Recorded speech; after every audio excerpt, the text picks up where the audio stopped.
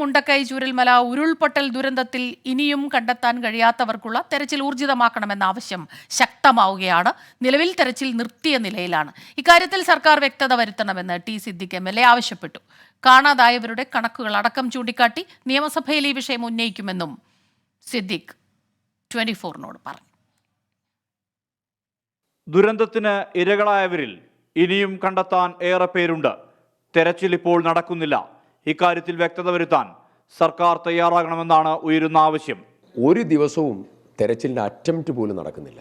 കഴിഞ്ഞ 14-ാം തീയതി അവസാനിപ്പിച്ചതാണ് തെരച്ചിൽ പ്രവർത്തനം. സ്വന്തം മകൻ്റെ, മകളുടെ, അച്ഛൻ്റെ, അമ്മയുടെ, വേണ്ടപ്പെട്ടവരുടെ ബോഡിക്ക് വേണ്ടി കാത്തു നിൽക്കുകയാണ് ഇവിടെ.